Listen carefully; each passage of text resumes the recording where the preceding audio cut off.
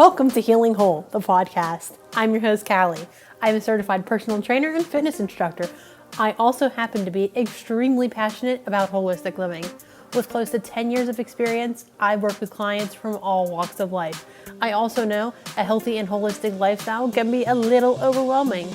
I'm here to break it down for you and take you on my journey to healing whole. Remember, the materials and content within this podcast are intended as general information only and are not to be considered a substitute for medical advice or treatment. We are here today at the Dr. Gina Ronzio School of Holistic Health. We are here with Gina Ronzio.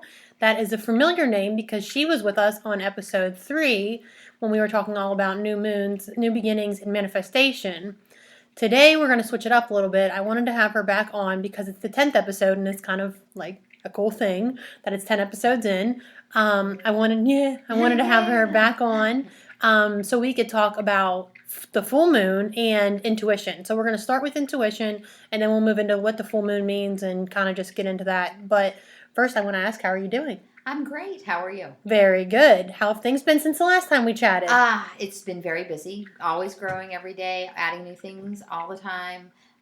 It just never stops, and I love it. She was getting ready today when I came in for a kinesiology class that she's going to be teaching. Kinesiology, body systems. Body systems. Body yes, systems. Yeah. Okay. Yeah, very. And kinesiology is coming up at the end of July. So, oh, good. Yeah. But that too. Great. Yeah. So your intuition's right on. Yeah, see?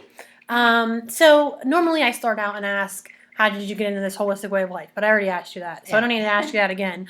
But since we're talking about intuition today, I wanted to start with, what is intuition to you? What does it mean to you? What does it mean to me? I will tell you in the beginning, I called it my God voice. Okay. Intuition was not a word that was in my vocabulary, and I didn't even know, what would that meant something very different to me. Like, oh, intuition, like, don't go there. That God voice is that continuous conversation that I had within myself. And that is what intuition, I think, as everyone sees it and understands it now, is to me. I was very young, and I always knew. My mother would talk to me. You talk to God. We prayed every night. Well, you were Catholic, right? I was Catholic. So to even say intuition, too, is probably a little, yeah, can't really do that. It wasn't a part of our vocabulary. I never even heard that word before until later, So I thought, oh, this must be what God's voice feels like, or here it sounds like inside of me. So the intuition to me, that is still what it is, as it was as long as my memory holds memory. Okay. That's what I refer to it as, because it feels different than your own thoughts. It feels different from your own feelings. It just feels different. And as people begin to do work as far as developing that God voice or their intuitive development, like in the classes that we do. Yes, which we'll talk about that later too. They understand then how it feels different than your own thoughts, than your own feelings, how to separate that. So to me, it is still God's voice. This is how he speaks to me. And do you think that everyone is born with intuition? Yes. Absolutely. 100%. It just matters, and we're going to talk about that too, if they tap into it or not. Absolutely. So when did you start to notice your intuition? You said when you were young. I don't have a memory of not having it. Okay. I don't have a memory of not having this ongoing conversation daily. It was just a part of me, as a part of... Were you ever scared of it? No, because I didn't know a difference. Okay. So it was just a part of me. I was scared when I realized somewhere around middle school that didn't happen with everybody. I really felt, my mother's always been what we would consider now very intuitive. You know what I mean? But it was a part of my growing up. I grew up in the world of what people know as the secret or the law of attraction, because my mother refused to accept anything but wonderful miracles and beautiful things. And so I grew up pretty much being conditioned to live that way. She did it to escape from reality, truly, which was pain. Was a lot of pain growing up. Yeah. I won't get into her story, but this is what I ended up growing up with. So to have this God's voice and her using her intuitiveness and this law of attraction thing, which is our way of life then, I didn't realize not everybody Had it. was like that, Mm-hmm. you know. So it's always been a part of your life, but was there, when you realized that other people didn't have it, Mm-hmm. did you embrace that or did you shy away from it? That's a hard question because I tended to then become more reclusive Okay. internally with other people. So you didn't embrace it openly? No. Did you embrace it personally at home when you were alone, things like that? I did because it was, like I said, it was a part of me. So I didn't know that I had a choice. I don't know if I do have a choice. You know, so I don't think you do. I don't, yeah. I think if you're blessed with it, I mean, I guess you could suppress it. But I think if you're blessed to be so, I think that, like we said, everyone is born with intuition, but not everyone is accepting of it. And I think if you're born to be so accepting of it, then I just think you don't have a choice. You know what I mean? You don't have a choice other than to do it and to listen to it. Yeah. Really. And I think it's about trust. Yes. You know, 100%. and because I embraced it as God's voice, I never turned my back on it. I just didn't share it with everybody else. Yes. You know, when I learned that there was a difference, I learned that when people would talk to me or people would go, "Oh, hi, Gina," you know, I learned that their hugs or sometimes their words did not feel real to me, not like my God voice did. Nothing ever felt as authentic or real or safe through another human being than what that felt like. Does this is it constant? Like, is there something there always? Because I know I feel things and I feel things more. I don't hear so much or see things. Like Marianne had done Reiki on me one time, and I was like, "What is she talking about?" She said, "I saw them. I saw them." She's talking about energy. Yeah, yeah. And I was like, "What is she talking about?" And then I realized later what she was talking about. But I always feel things. Yes. That's how my intuition works. Yes. But I don't know that mine's always there, or if I'm not paying attention to it. Is yours always there? I don't think you can separate from it. I think Okay. it is a part of us. It's like saying, we have eyes that can see. Thank God we're not blind. So for those of us who see all the time, do we notice that we're seeing all the time? There's some things we choose to see and some things we choose not to. Do you understand? That makes sense. It's always there. And that's where, the classes come in handy because it's learning to pay attention. Mm-hmm. The mindfulness is the big word right now. And all that means is really paying attention to what's going on at this very moment, and that's when we can feel it the strongest. Yeah. And I don't think animals have to be taught that because they're always on. They're not distracted. They don't have, to be at the, wherever at 3:00 and, still have to think about what's for dinner. They are constantly on. Every living thing is an intuitive creature. It has life. It has intuition, I believe. Mm-hmm. Yeah, I took Gina's intuition class, and that was the first time, I told you this too, I don't know if you remember, that was the first time I didn't feel like, it's going to sound stupid, but like a freak almost, because I always thought that was my anxiety. Like I just told you an example, I was going somewhere last week and I just knew something bad was going to happen, and I knew I wasn't manifesting something bad. I just knew something bad was going to happen, and then I got to where I was going, and it was something that wasn't great that happened. But prior to that, I always just thought that I was weird, and it was my anxiety, and it was nothing else. But in the class, I learned that it was more than that, and that other people feel that way too, and it's okay. Yes, yeah, it's actually a very natural thing. We're not supposed to be cookie cutter humans. Where every one of us are different, and we can't compare ourselves to anybody else. And that this is a part of when I realized other people didn't have it. That I became that reclusive type of person, which only made me stand out more. Because I just didn't speak, I didn't talk, I didn't connect with people. That sometimes hurt a lot. Of course. And, of course. And so that's what I did. I kind of retreated into a little bit of a very shy, backwards person. But I'd go home, and as soon as I got on the bus, I would go back into my world again. Yeah. You know. This is going to be off topic, and I'm only talking about this because I know Gina's had struggles like I've had struggles. Do you think that being in touch with your intuition and being so different made those struggles harder? Yes. On some level. I think it made it harder because understanding another person and why they do things helps create an imbalance within yourselves, because you immediately want to know how you can make things better.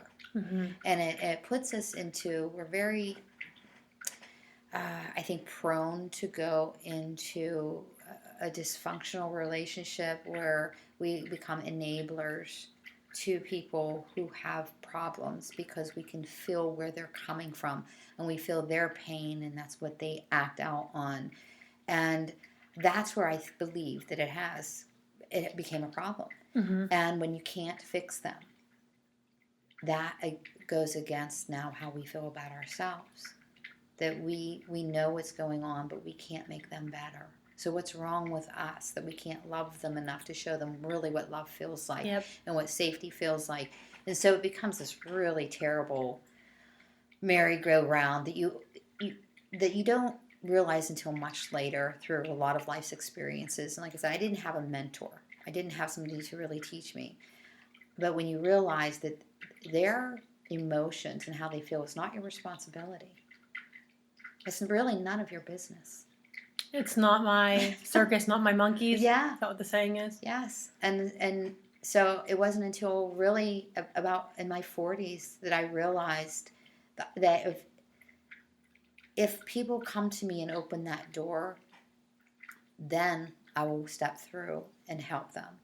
But to just go up to them or go into their life and say, here, you need me. Here, you need my help. Here, let me do this. Mm-hmm. That I was setting myself up for an expectation for myself and for them. And ultimately, failure on some level. And I was interfering with what I see it as their soul agreement with God, the lessons that they are supposed to learn. And that's not my business, you know.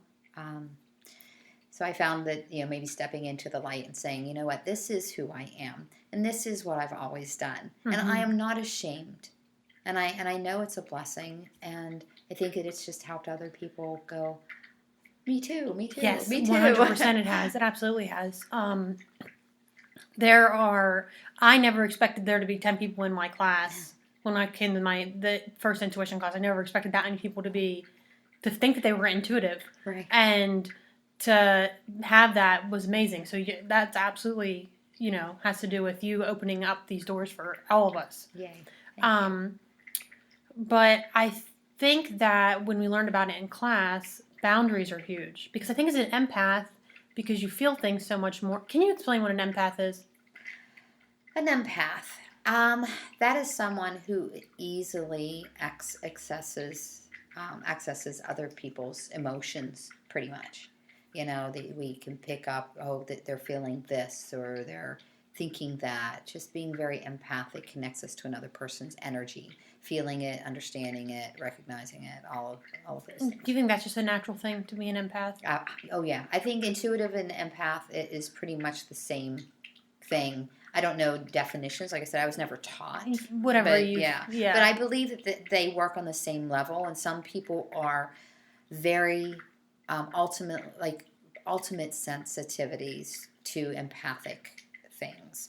So some people will go, oh, yeah, they're in a bad mood, and walk away. Mm-hmm. Some people go, oh, my God, they've had a horrible day. I can feel what? Why are you so upset? What's going on? You can physically feel their pain. Yes, physically. It's just so ultra sensitive to other people's emotions, feelings, thoughts. So I brought that up to talk about boundaries because you taught us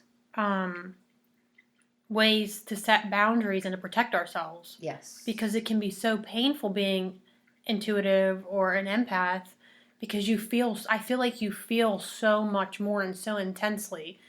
I can go into a room and just be exhausted immediately. I can be fine before I go in and be exhausted immediately, depending on the energy in the room.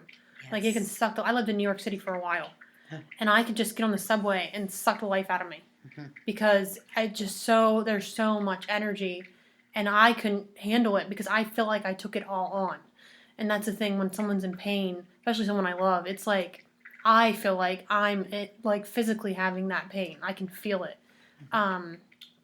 But boundaries are huge. How did you set boundaries? How did you learn to set boundaries?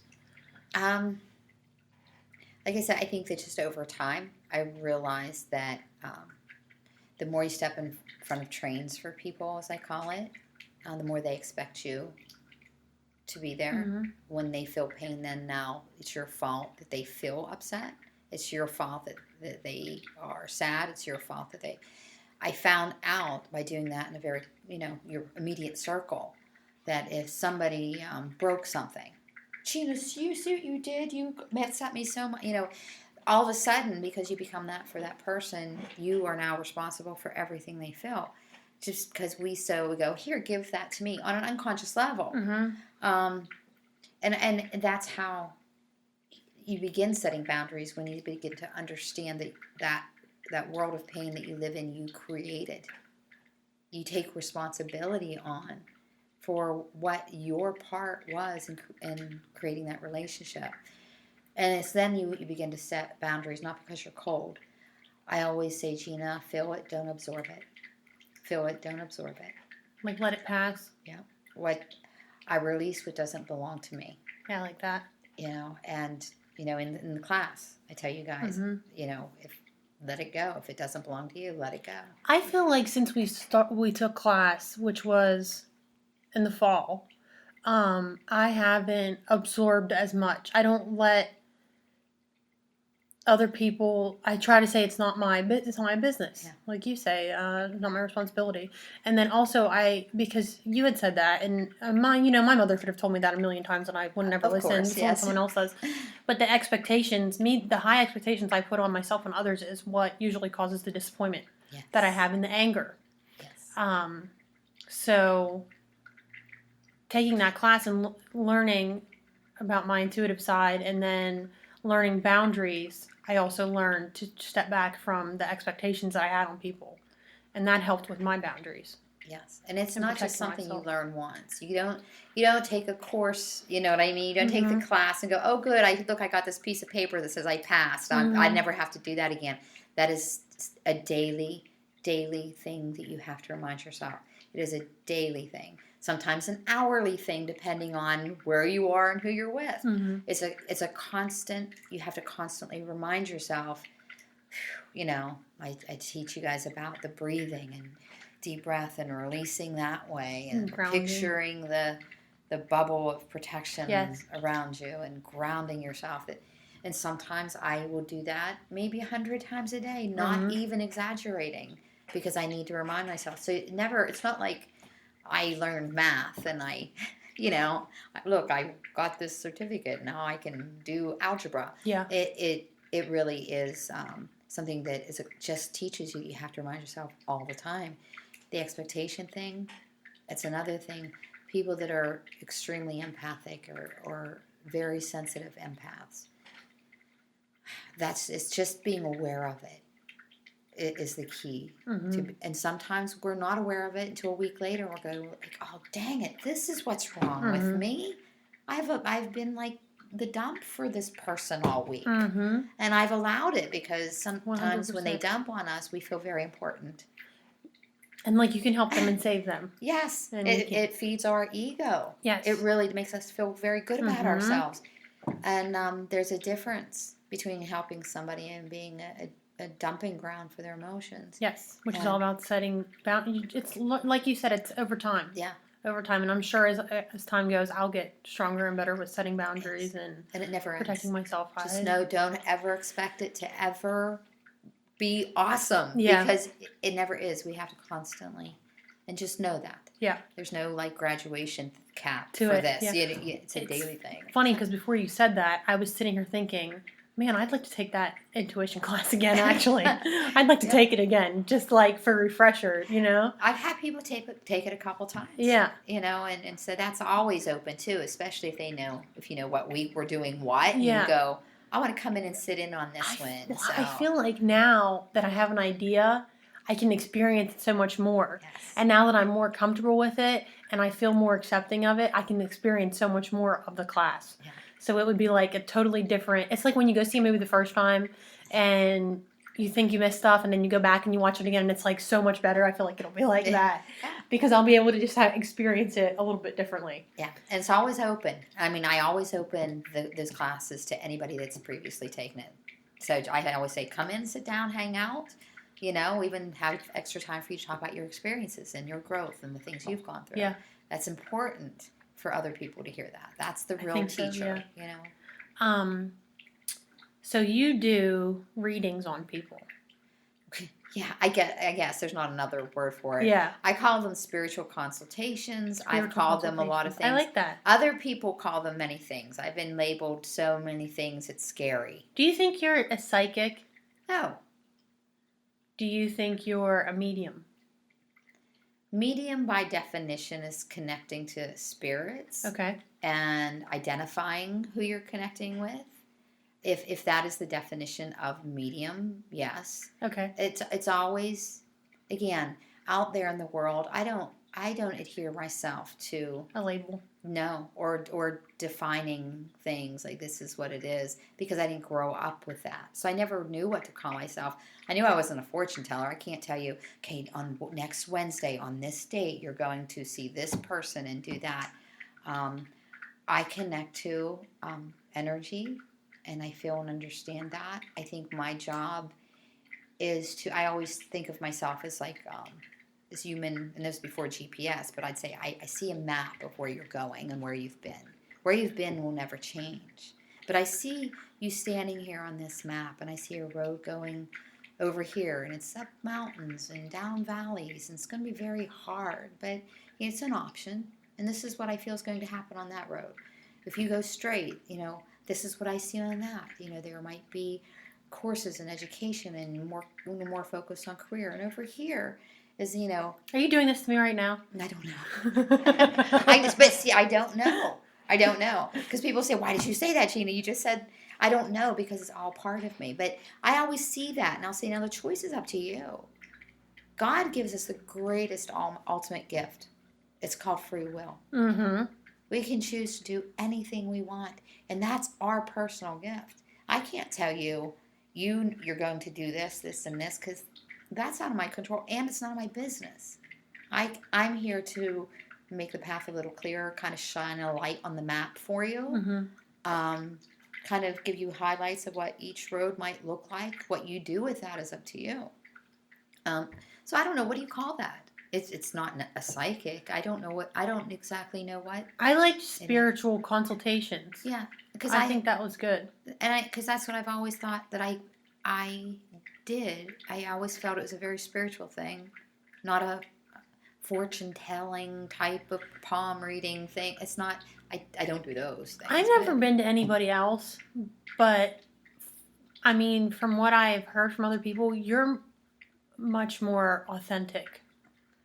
Like, I feel. Thank you. Just from what I've heard from other people, there was no, like, although we do know each other, there was no, like, you weren't asking me questions to try to see, where it would lead or whatever it was. It was just, this is what I see, this, and this, and this, and it was very accurate. But the couple times you've done it, it was all very accurate. But you're just very authentic. I think that's why people love you so much, because you are so authentic. I always tell people, I don't need an ego boost enough to make stuff up. Do you understand? Yeah. And if you ask me a question and I don't know, I'm going to say I don't know, because I have zero need to be right. Because it's not about me. And that's the one struggle, I think, from the day I opened this school, is what I wanted to tell people, is that people go, oh, you have a gift. Don't single me out. We all have a gift. That's what's missing, is the fact that we understand we all have a gift. I just have a lot more practice. And that's it. It's like, everybody can play the piano, right? You can. Some people it comes very naturally to. Some people have to practice every day. But everybody can play the piano. And I feel that this is the same thing. Mm-hmm. Everybody can do this. Some comes a little more easier. Some, if you sit your baby down in front of a piano when he's 3 months old and push his fingers on the keys, he can be playing concerts at 5 years old. Yeah. And that happens to be me. I happen to be dipped in the middle of this very spiritually active home with a mother and father who are very open, and they bought me my first tarot deck in 5th grade. I was going to ask you when you... So I just happened to get early Yeah. acceptance within my circle. Yeah. We weren't allowed to talk about outside the house, but... Just in the house? Yes. Did one of them come first? So I would say I don't connect with anyone that's not here anymore. Okay. I don't know if it's because I'm scared of it. I don't want to. But I lied. I've had dreams. I have dreams. And they talk, like I get talked to in my dreams. But never other than that. Did one come first? Did like you picking up other people's energy come before, say you picking up someone like an spirit's energy? Or did it all just come at the same time? Did you always just have all of it and notice all of it? I believe I had to have connected with other people's energy first. I had to have. Because I don't remember not doing that. Mm-hmm. But I do believe connecting with spirits is just a part of it. I think that it's identifying what we're doing is a big deal. Because my house was, like I said, very active spiritually. It was helpful that I could empathically connect to them. You were never scared of it, though, were you? Well, some things that happened were scary. You know what I mean? Yeah. That because it was like, oh my gosh, why does it sound like the whole upstairs is caving in? Yeah. You know what I mean? Or what was just jumping on my bed while I'm sleeping? There's nothing in here. Why is my bed moving? Waking up and your furniture being all changed around in your room. Yeah. Those things are shocking, no matter what you label it as. They're very shocking. Identifying their intention is just like we do with people. Understanding that they have lost their body. Their soul still exists. Mm-hmm. They don't have a voice box or a body to move around with. I always felt sorry for them. Okay. Because they were having such a hard time, they had to make noise in that way for us to pay attention to them. So doing mediumship just is something else that comes natural to me. Many people go, oh, there's an older woman behind you, and she has her purse, and she always takes her purse everywhere, even to the bathroom, blah, blah, blah. Yeah. And oh, she's, humming and dancing and things like that. I mean, I connect with that, but I never think that's the important part. Do you know what I mean? Yeah. Usually it's those aesthetic things I leave out of it. I go, what do you need? What do you feel? That's the first thing I connect with a spirit, just like I do another human being. Okay. So I don't know what came first, like chicken or the egg, but I think that it's all part of the same world. Okay. As I was sitting here thinking about that, I said I don't connect with spirits at all, and then you think of all these examples. When I was young, and this is why I say I'm scared of it, so I think I don't connect as much as I probably could because I am scared. When I was young, I was sleeping, and I swear something touched my face. And I hurried up and got up and ran to my parents' room and said, God just touched my face. God just touched my face. And we didn't talk about God or religion or anything really. So for me to say that, I was just absolutely 100%, it was like someone just took their fingertips and ran them from the top of my head down to my chin. Mm-hmm. And I remember it so vividly. I was laying down and it was the left side of my face. And then I thought afterwards, well, maybe it was just my hair. And my hair did that and woke me up. It woke me up so abruptly. And I felt that. And I swear it was I don't know if it was God or if it was a spirit or something, but something touched me. Yeah. It was crazy. And I was terrified. Terrified. I didn't want to because you knew nobody was there. Yeah, yeah, it was scary. But your first instinct was that God touched your face. And my same reaction when the first time I realized what was going on was God's voice, because it feels so real. And honestly, I got goosebumps too. but that will never go away. The sensation of that will never go away, because it touched you on a part that wasn't just your skin. But then our ego says something like, it was my hair that did it. Because what other people might think. You try to, absolutely. The first thing I always do, even when I'm called into people's homes, is I look for rationalizations as far as why is this really happening? Tell me, I want to see you first. Mm-hmm. I'm not the type to go and goes, okay, this whole place is haunted. You know what I mean? Because if we do that, there's spirits all around us all the time, but to identify the real things of this is what's making this noise, or this is because we investigated when we were little. Okay, let's figure out something had to have fallen to make that big of a noise, or mom's playing a trick, that's why my furniture's moved, or what. Your first thing is trying to rationalize it, but it feels so different. real. It feels different. It's a different response your body has to that as to other things. So you do have experiences, and many times, people say, I'm afraid. Why? I mean, I don't know. I don't understand the being afraid I'm part. I'm just terrified of death. So I think, thinking about it, but actually, I shouldn't be so scared, because that's telling me that they're still here. Yes. So why am I scared of it? Yes. They're still here. They're just not in a physical form. Yes. So that's a lot of the reason why I just get scared, because of that, my own fear of dying. But and the more, and that's why I try to help you guys even in class. Don't stop at that first initial reaction. Go a little deeper. Why? Keep asking. Become a 3-year-old. Why? Why do I feel that way? Well, why do I feel that way? Why do I react that way? Keep digging deeper. Don't ever be satisfied with the answer, because there's always something deeper. Mm-hmm.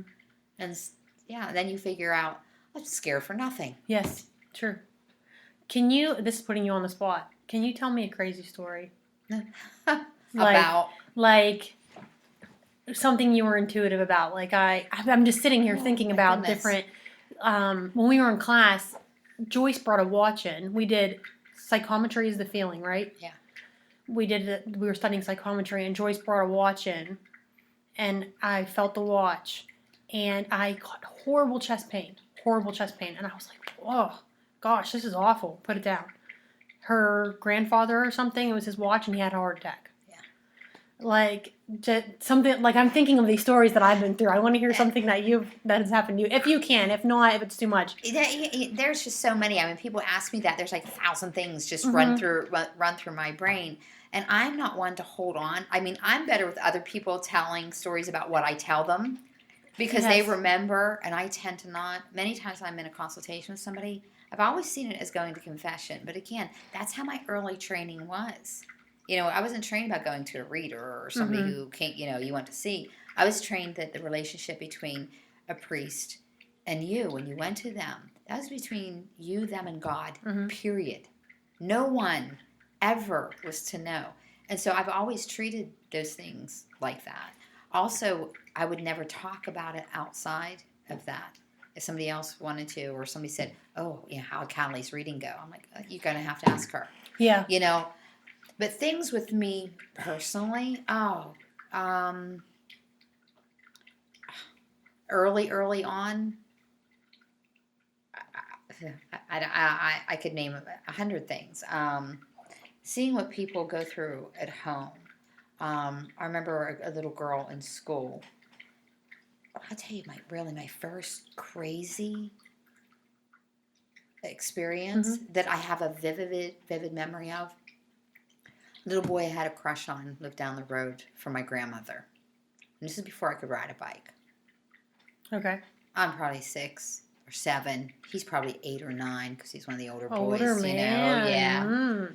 And he used to ride his new bike up and down the road, and he'd be, wheelies. And it was a quiet road at that time. Now, not so much, but at that point.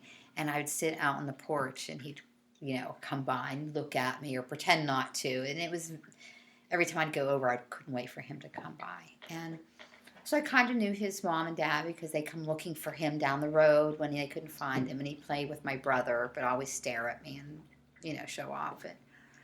And I remember that we were in Foodland, which is probably before your time. Do you know where Foodland? I remember it, yeah.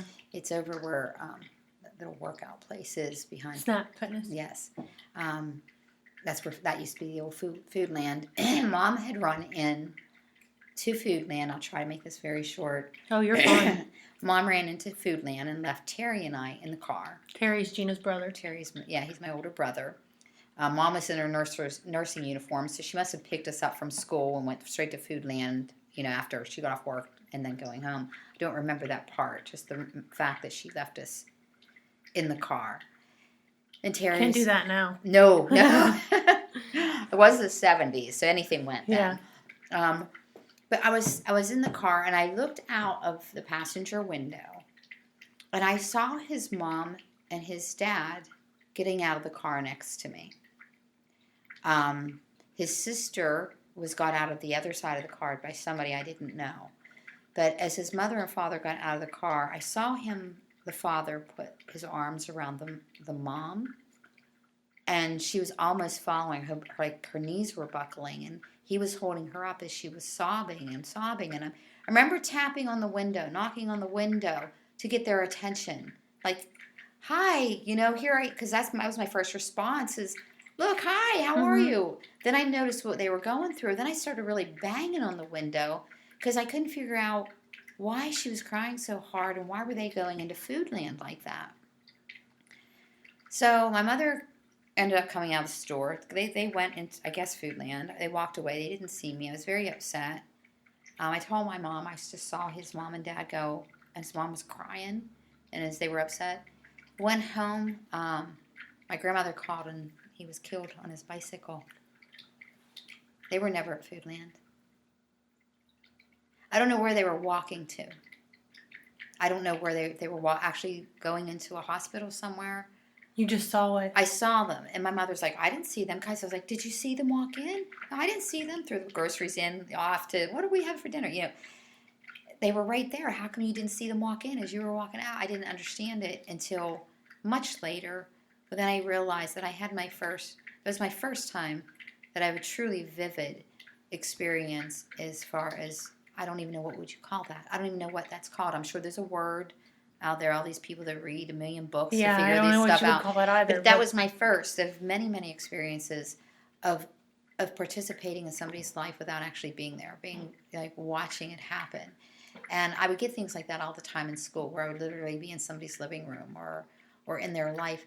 And that's the thing that I felt very almost embarrassed because that I shouldn't see things like that. Yeah. That's a very personal thing. But again, and that's why I've always connected it to God talking to me, because how would I, a 7-year-old little kid, be a part of one of the most traumatic experiences of their lives, other than the fact that that's what I so easily connect with. Mm-hmm. And that, one of the reasons why the first rule of your class is know what for 10 weeks? No news. No news. None. Know. Zero. That was hard. It's hard, but I also know how it affects me. Mm-hmm. It does. It truly, to be so connected to pain and other people's pain, that I'm literally transported into that moment in their lives, the people that I care about. I can't do that. Mm-hmm. That's a hard thing for anybody to go through. So again, boundaries are important, and understanding what belongs to you and doesn't. It's not a story I've told many people, though. So now I guess a lot of people will hear it. Land. I won't say their names, but I know that affected me. Not just seeing that, but then his death. Of course. The whole thing. It really changed me. But again, that's my soul agreement with God. The things I have to learn and go through. We don't learn from fun things. This is true. We don't learn very tough, long-standing lessons with good, happy things. So, yeah. When did you start doing readings, whatever? So, consultations. When did you start? Did you just always do that? Like it was just natural? Yeah, I mean, I think playing around, I play around in, I don't know, junior high. Do you always use cards? I always did because I always thought that that's what did it. Not necessarily they did it. I knew what I was picking up, but people didn't and still don't really pay too much attention to Gina. Do you know what I mean? I pay attention to you. Well, at this point, but Yeah. then because if I would say something, oh yeah, yeah, whatever, go, go do this, Yeah. whatever, Gina. Oh, yeah, that's hilarious. Go, you Mm-hmm. know, nobody knew how to take me, and nobody really took me seriously because I felt much more than I said. So Mm-hmm. anything that was delivered with an emotion attached to it. My friends would say I cried every single day in high school or in kindergarten. I have two friends that I went to kindergarten with, still friends to this day, and one still jokes about me. I cried over somebody fell down. Gina's crying. Somebody couldn't find their sweater. Gina's crying.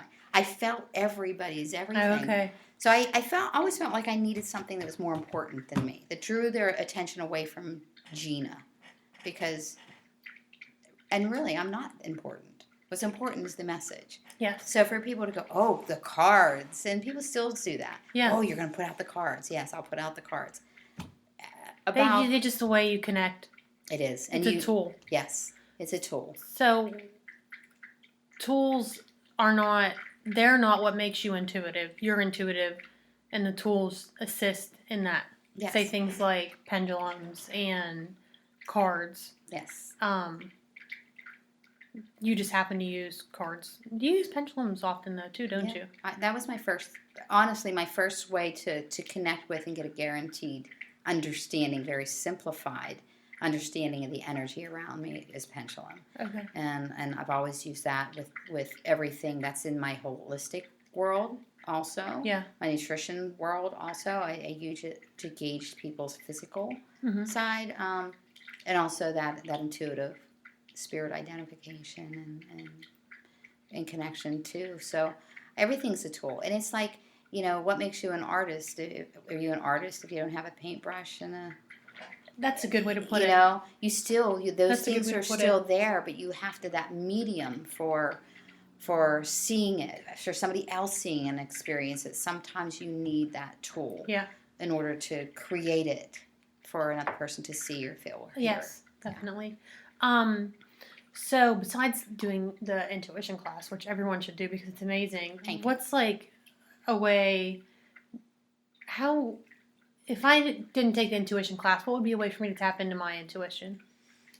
I'm doing an intro workshop to intuition. Yes.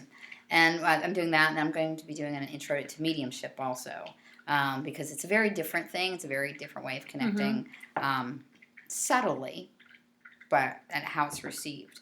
Awareness, being aware of the energy around you.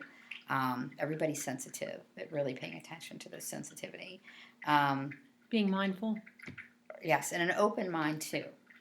Mindful is just truly living in that moment, paying attention. I like to, when I do meditations or mindful meditations, when I lead them myself, I like for people to hear, close their eyes and of course breathe and pay attention to the sounds around them, all of the sounds, and single them out and name them in their mind, everything that they're hearing, and then begin to eliminate one after another until you're down to one sound you're focusing on. Okay.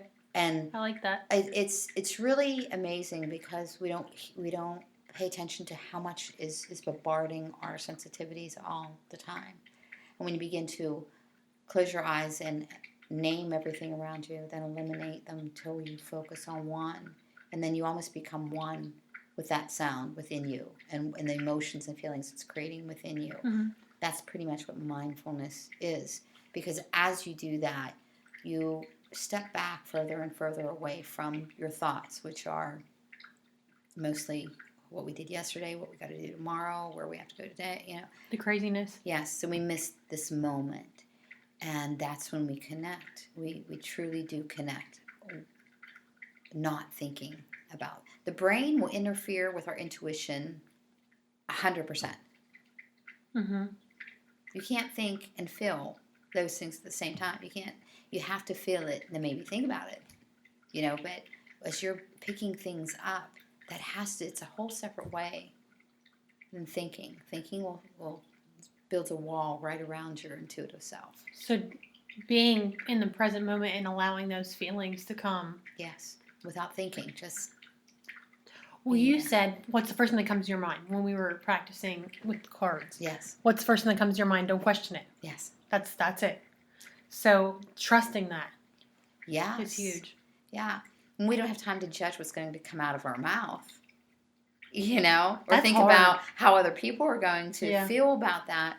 And because, as we are as a society now, we've trained ourselves to be so sensitive to other people's feelings about everything we say, do, feel, act, wear, everything.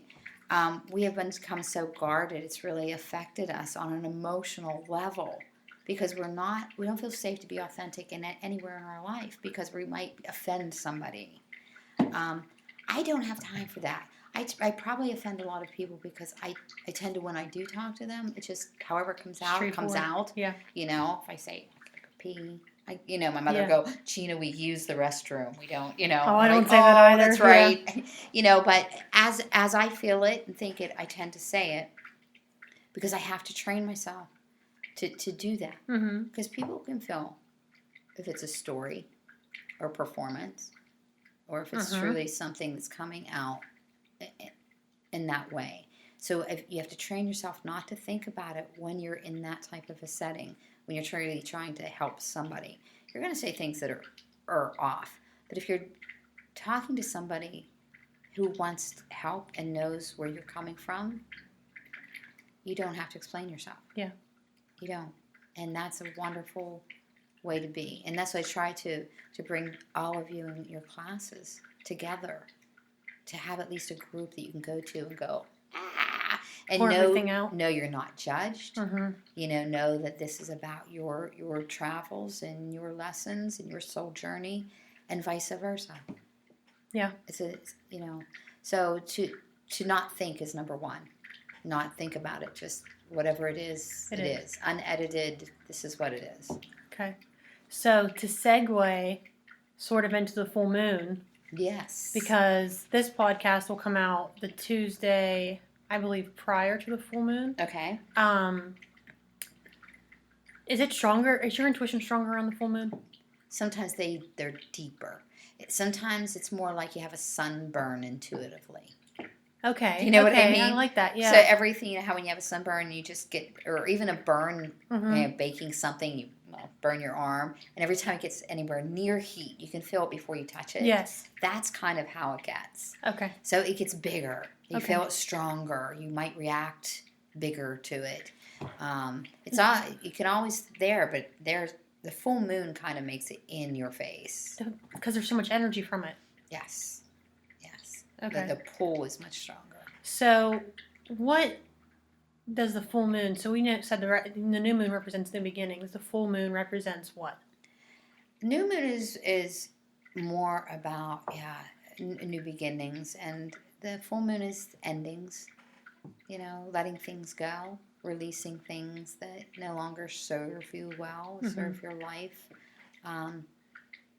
It is about understanding what belongs to you, what doesn't. It really helps with those types of things. Which goes back to protecting yourself and setting boundaries. Yes. So it all kind of ties in together, really. It all does. It all does. I remember, every year in school, all through Catholic school, you'd get a new calendar from the church.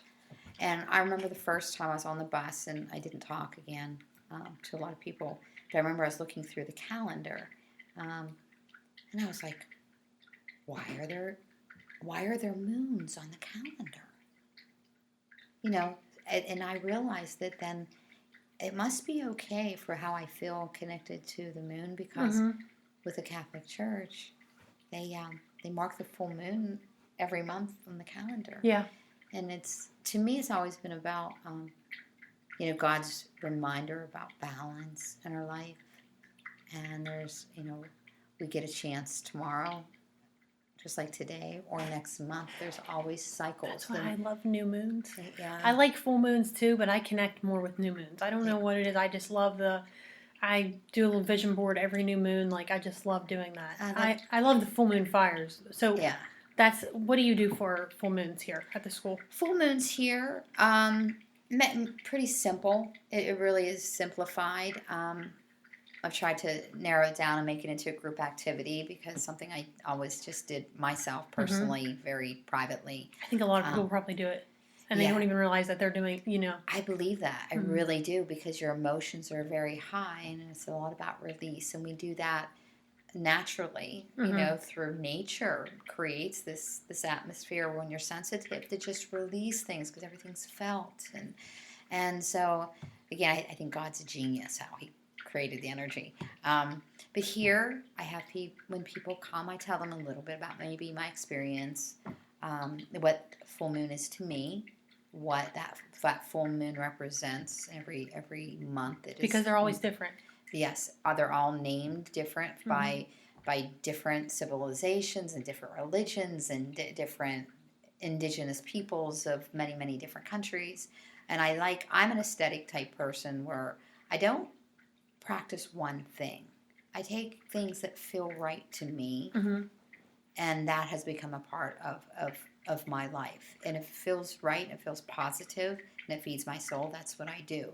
I don't name things. Like, I don't call it, this is a Native American tradition, or this is a, indigenous, Asian tradition. I take little bits. I mean, if you're here, sometimes we do chiming, and we do sage, and sometimes we do drumming, and we do cymbals. And if it feels good, I don't have boundaries or saying, you can't do that because that belongs to the Hindu religion, and you're doing Native American. My brother said many years ago when we were in high school, he's making fun of me, and he was like, what is this, Gina-ism? Yes. And I'm like, yes, actually it is. Yes. But I incorporate a lot of different things. The Ho'oponopono is about releasing the cords of negative energy with you and the people around you, and not just them, but their circle of people, their friends, their family, and then also ancestrally. That's a Hawaiian prayer, right? Yes, it's a Hawaiian prayer and a ritual. Yes, and it's a wonderful, wonderful thing. I incorporate that into the full moon. I have people write down old habits or mindsets or relationships or people that they want to release, and it doesn't mean those things go away. Just their negative connection and hold on you does. That energy itself is released from you, so you can see it or feel it in a different way. So you write it down on a piece of paper and throw it in the fire? Yes, I have. We take turns going up and toss it in. Some people will go up there and talk about what they're doing and their intentions, which I feel makes it much stronger when they go up and share. And some people just walk up, throw it in, and go back and sit down. It's so nice at fires because everybody's intentions are just so pure, and they want the best for you. Like, they want you to be able to release whatever it is you're releasing. Yeah. I love that. I do too. We're all there with the same purpose, and that is to heal. And isn't that a beautiful thing to bring people together? It is. The full moon is also good for charging your crystals. Yes. Right? Yes. Because the energy. Charging and cleansing, and yes. Cleansing also. Okay. And charging. Okay. Both. Because the pull of the moon is to, cleanse also. Would you cleanse your house on a full moon? Yeah, you can cleanse it anytime, but they say everything you do makes it a little more powerful during the full moon. So, I'm going to hold a $20 bill all day and just envision it like $2,000. Yes. Maybe that'll be more powerful. Absolutely. On the full moon. I like that. Yes. Your little money tree. Yeah. On the top of your head. I have a hard time with that money tree. Do you? It's not. I can't envision it. I don't know why. I need to shake it more. You do. I don't envision it enough. I need to just really see it there. I forget about it. Yeah, you really do. And it works. I always have. Yeah. And logically, there's no way I could have and should have been able to pay my mortgage and my car and everything that I did, and single parent and couple businesses, and stay sane. But somehow and able to do it. Like, there's no logical way I Mm-hmm. should have been able to do it. And I did. I don't know how, except my money tree. I could get that money tree. You have it. It needs to just stay up all the time. It's like a small one. I need it to grow. Yes, we'll see it big. Yeah, I gotta do that. Yeah, you can. It could go. It can fit in anywhere. Yeah. It goes right through your car, through your house. Yeah. It goes clear up to the sky. Yeah. I'm envisioning it right now. Yes. I'm gonna shake it a little bit. Yeah, do this. Just need a little bit here. So is there anything else about the full moon that you want to talk about? I just think that if you do it on a private level alone Mm-hmm. by yourself or come out, I think that it is such an important thing to do, to visually see what you need go away, or what you need to release just go away. It takes it up. There's something about that act of writing it down, throwing it in the fire, and watching it turn to ashes, and watch the wind carry it away to be taken care of. So people can do this at home too. Oh, absolutely. So they can make their own little fire at home. And then, do you recommend setting intentions? Always. So this is what I want from this experience. I think intentions outweighs anything else you do with whatever tool you use, no matter what name you deliver goes with it, whether you say it's, God or angels or whatever. Your intention is the most powerful thing there is. In any class you take from me, even with the clearing class, I stress that over and over and over. It is about intention number one.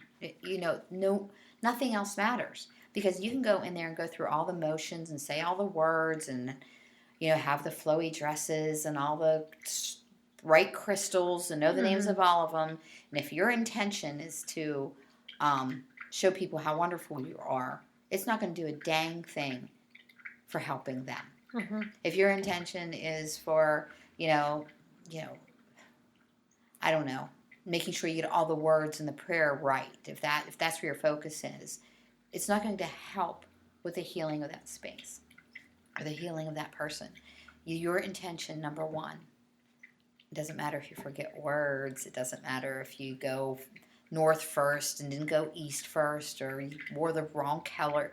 Those things don't matter ever. Mm-hmm. If they did matter, I wouldn't be here, because no one ever taught me. I just winged it. It is 100% about your intention, always. Awesome. Yeah. Is there anything I didn't ask you that I should have asked you? Oh gosh, I don't know.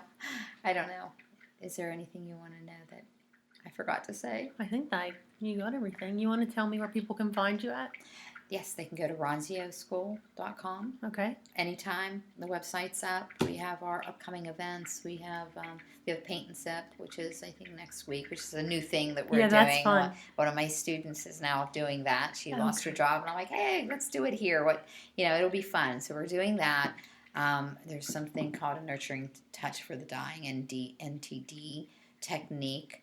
We're going to have another one of those also. And it is about, a lot of people, every one of us are going to be faced with that, dealing with that at some point in our life. And many times we put off seeing that person because it's so uncomfortable for us.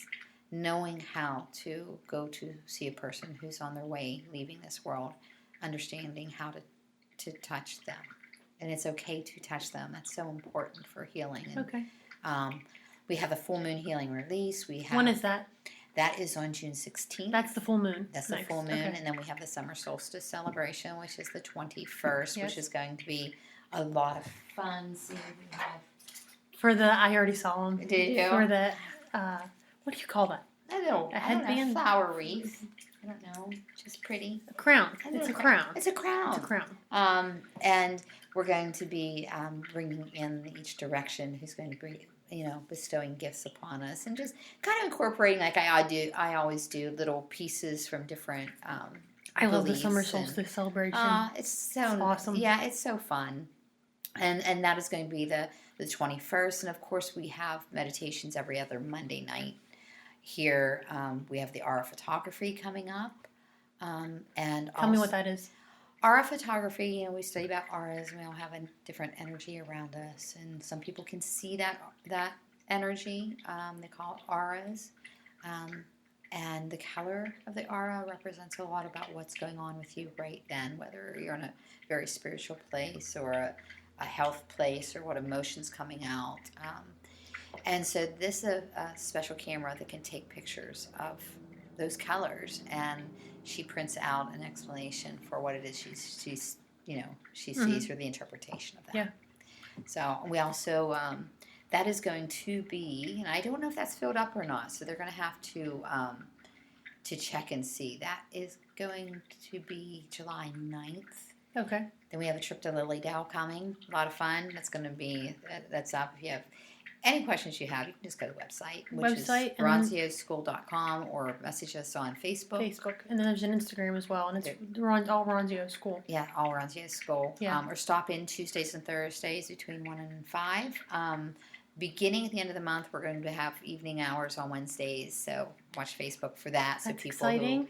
So many people are like, I want to come out, but I work this time. So they can come out during your retail hours and shop, but they can also use the energy mats. Yes, we do the frequency medicine here, or energy medicine, and we have the PEMF mat, which is just such an incredible healing machine, and also the Rife frequency machine. We have both of those.